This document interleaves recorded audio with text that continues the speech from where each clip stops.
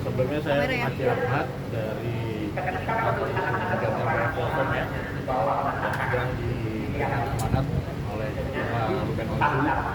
Kemarin kita tanda tangan kuasa kemarin malam, dan hari ini kami memberikan surat kuasa kami sekaligus bertemu dengan tim penyidik dan Adit dan lain-lain ya, untuk menanyakan proses-proses yang sudah berjalan.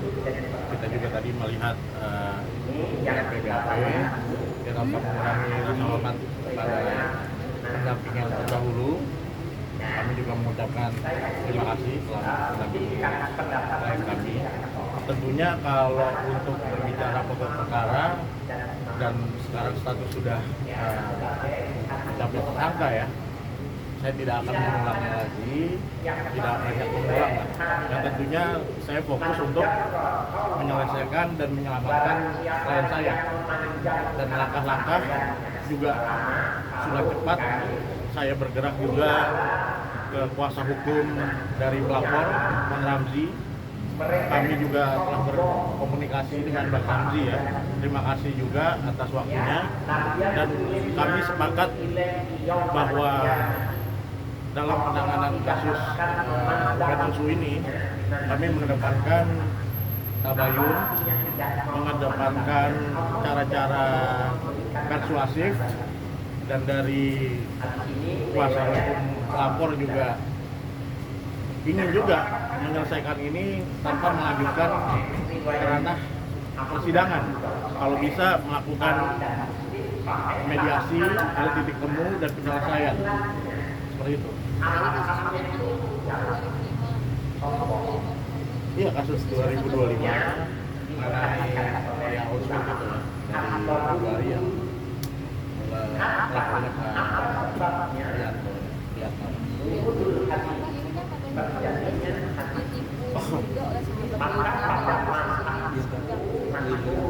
Saya tidak mau melakukan ini ya, pengulangan mengenai apa yang terjadi atau seolah defensif, tidak menyatakan hal-hal yang bisa membuat ketersinggungan dari pihak lapor. Tapi kami fokus dalam penyelesaian masalah, karena ini statusnya Mas Ruben itu sudah tersangka ya. Kami mendapatkan cara-cara penyelesaian untuk mediasi atau justice dan mencari titik temu dari benang merah. Dari klien saya Mas Ruben juga ini kok melihat baik juga, dan tetap tidak panik juga, bersabar dan fokus untuk menyelesaikan. Dan status tersangka ini juga kita harus juga memandang asas hukum presumption of innocence, asas praduga tak bersalah sebelum ada putusan hakim. Makanya kami ingin netizen juga dan pihak media untuk menahan, memberikan media berita-berita yang belum belum pasti kebenaran Mas Ruben ini bersalah atau tidak, karena kan masih proses di kepolisian dan kita mengutamakan jalur-jalur untuk penyelesaian, untuk perdamaian seperti itu. Usahanya Ruben gimana Bang? Sejauh ini Bang? Usahanya Ruben ke korban Bang? Upaya untuk penggantian, upaya untuk kita sedang upayakan ya, sedang upayakan, dan kita sudah komunikasi juga kepada pihak pelapor, lawyer to lawyer, pengacara ke pengacara, dan disambut juga sama Bang Ramzi ya, dan mereka juga fokusnya untuk tidak untuk memenjarakan, tapi proses hukum memang terus berjalan. Kita juga menghargai itu. Mas Ruben juga pastinya kooperatif nantinya apabila dipanggil nanti sebagai tersangka, dan kita juga tadi di kepolisian meminta saat nanti dipanggil pemeriksaan kembali, menyiapkan beberapa dokumen yang ada kekurangan, menyiapkan laporan seperti itulah. Dan kami sebagai kuasa hukum yang baru yang sudah di tahap ini, kami mengharapkan penyelesaian secara damai nantinya seperti itu. Kapan dipanggil bang? Surat panggilan diterima. Surat panggilan sudah diterima, tapi kami harus bergerak cepat untuk menyiapkan dokumen-dokumen yang diminta oleh tim penyidik Polres Jakarta Selatan.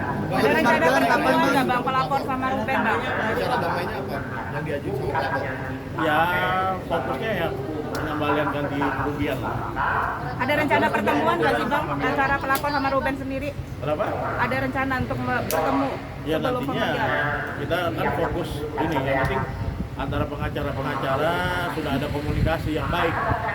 Nah, itu kita juga tidak mau saling gosipkan, menyatakan siapa yang benar, siapa yang salah gitu.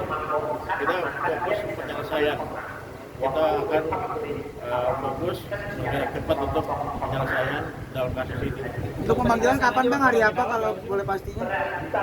Direncanakan tanggal 28 ya. 28 ya.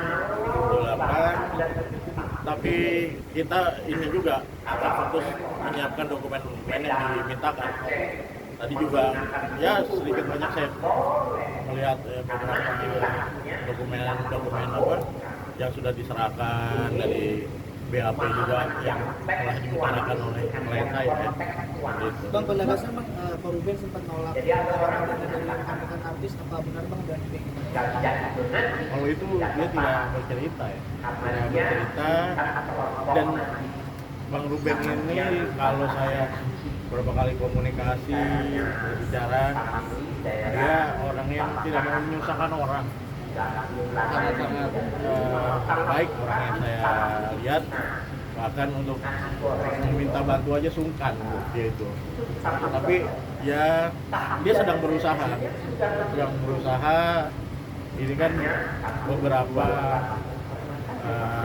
kontrak mengenai perjanjian itu kadang juga tidak ada dan harus dilengkapi gitu. Kalau saya banyak dan itulah sosok Bang Ruben.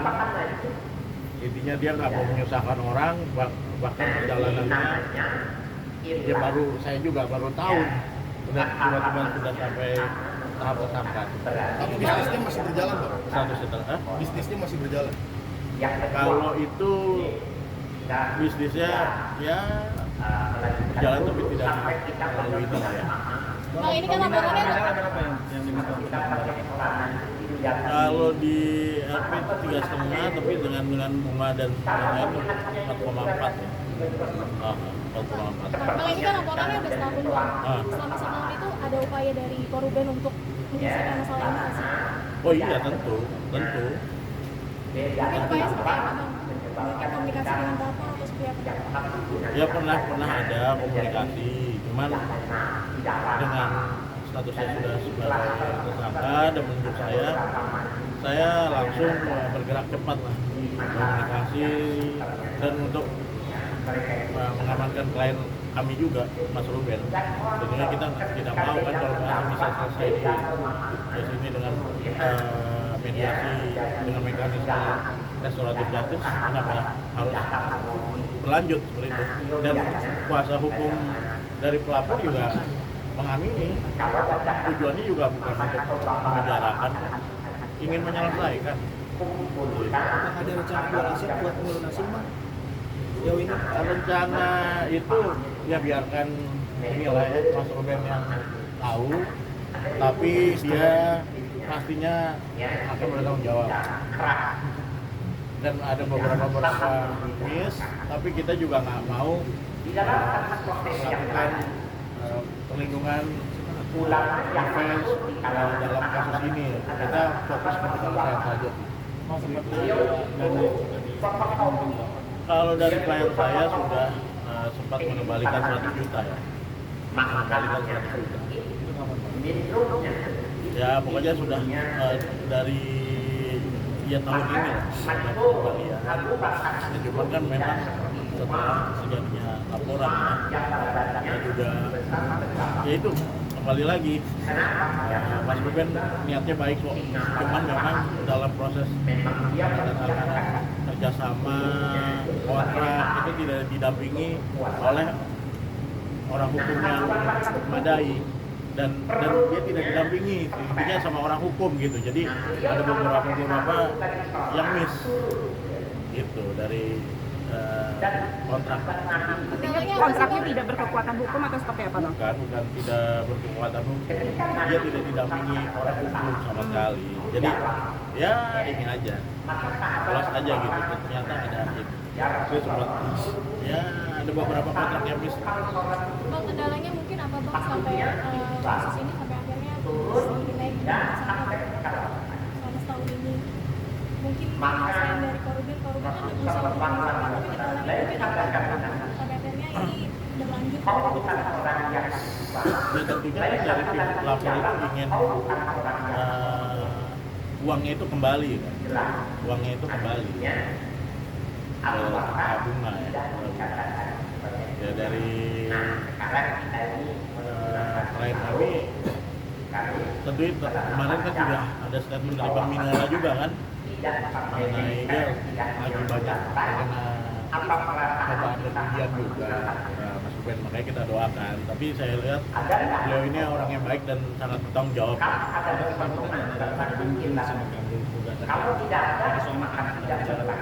Kalau itu saya nggak bisa jawab karena bukan kuasa saya untuk menjawab itu, Bang. Terima kasih banyak, Bang.